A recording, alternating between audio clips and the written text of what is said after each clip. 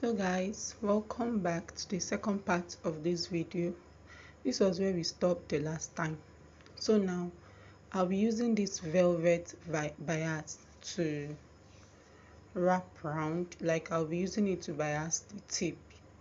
Okay, so what I did is folded in a little. So at this point I want you to watch very carefully, even as you listen. Just watch very carefully. See the way I folded the tip in and then I wrapped it. I'll be sewing this down. Yes, we'll be sewing it down with our sewing machine.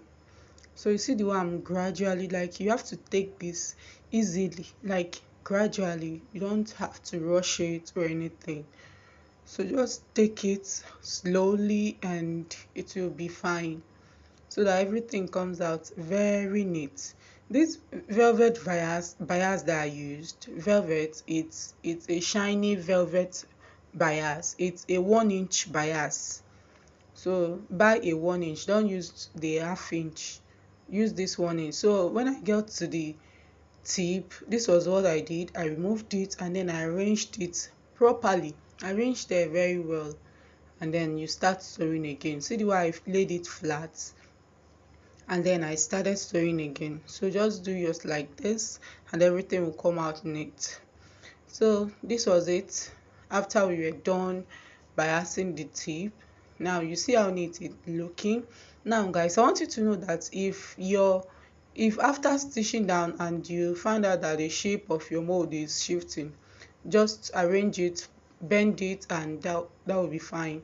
Now this is the feathers that I used. You know, those feathers that tailors usually add at the end of the sleeve, the ankle area. That's what I used. It's not the normal hand fan feather that I used. So just get your own feathers and that will be fine. Now you see, I'm adding glue on the bias part, like on the fabric part of these feathers. So this is what you have to do. If you have hot glue, like at that point when I was making this video, we didn't have electricity supply, so I had to use my B6000. So you can see, notice the way I'll be laying this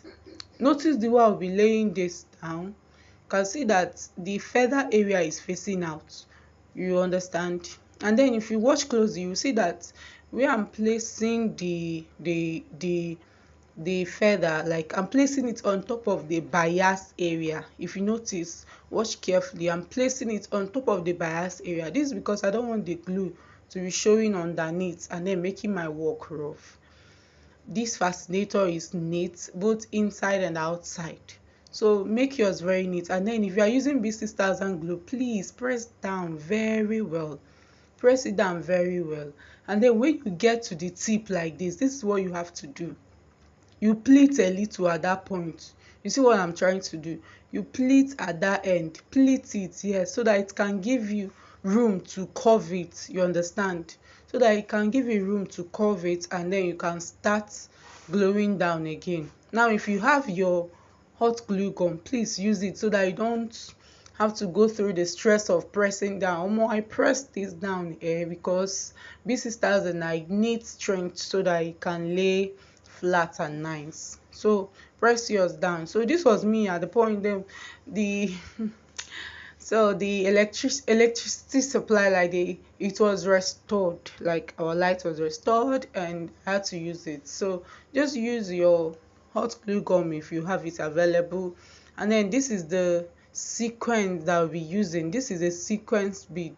Okay, this is what we'll be using to cover the rough part of the feathers that we added and make it lay even flatter. Now before you use your needle, make sure the needle you are using can pass through whatever bead you are going to be using to design your heart.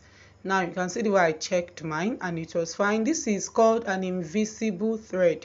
So I used a black invisible thread. You can see it's very hard to notice. It's because I want my work to be neat both inside and outside, and yes, it came out perfectly, but it has its own disadvantage. You will take everything slowly so that it doesn't cut and so that everything it won't tangle. So you see the way, please watch carefully at this point because I try to actually make this very clear, but it's a black sequence bead, and this is also a black heart, so it's very hard to see.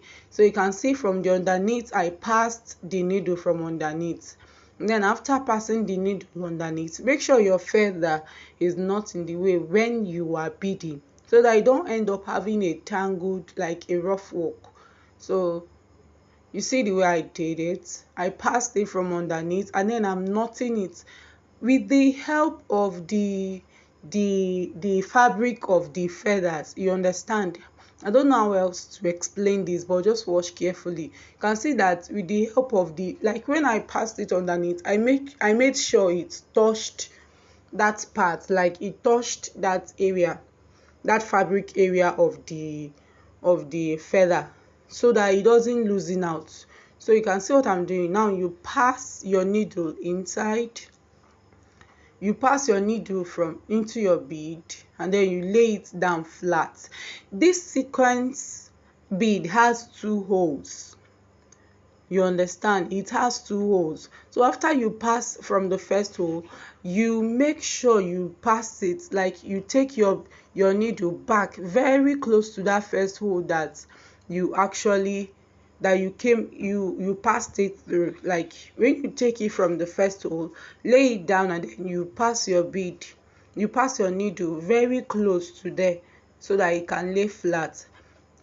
I don't know if you understand what I'm trying to say, but just watch carefully. And if you have yours, you can also say it. You see the way I passed it very close to it, so that that part lays down. I tacked each hole separately. Not that I cut my thread, but I tacked it separately. If you watch carefully, you can see it. Now after I've tacked the first hole, I'll pass my needle again underneath, like underneath the heart. I'll pass it into the second hole. You understand? From underneath. Oh, it's an invisible thread, so even underneath it won't be showing that I tacked anything unless you look very closely. Now you see, after I passed it through the second hole, I laid it, like not through the same hole again, but very close to that hole. I laid it, I took my bead inside again, and then that's just it. Very simple. Tack each hole separately. You understand? Now after you are done, you take your needle through, you take your needle up out again, but that will be after the bead, so that you can add another bead. I don't know if I explained this very well, but please, if you have any question or you want a detailed beading video, you can let me know in the comment section. Don't forget to like this video, share this video, and also subscribe. And this is the second part of this video. I don't want it to be very long and boring, so I had to make a third part. And in the third part, I'll be showing us the final embellishment that I did, so you can wait for it will also be dropping soon. Like after a day of dropping this particular video, I will also drop the third part. So just stay tuned, subscribe to the channel, so that you see the final process of making this hat. It's very nice. I like the hat, is very mighty and resounding. So don't forget to like this video. Yes, share it with your family and friends, those you know are also into this industry, and also leave your comments in the comment section. Whatever question you have, just leave it in the comment section, and I'll be there to respond to you. So you can now take this beading round the hat. I'll show you what it looked like after I was done beading it. So make yours, stack yours neatly, and you mustn't use the same bead that I used to. Use yours, like whatever you want. You can make use of whatever you have, because when I made this, I didn't see this design anywhere. Okay, I made it and it was fine.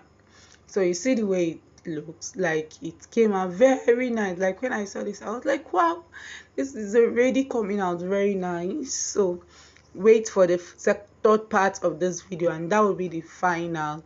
So thank you for watching, and share this video. Thank you.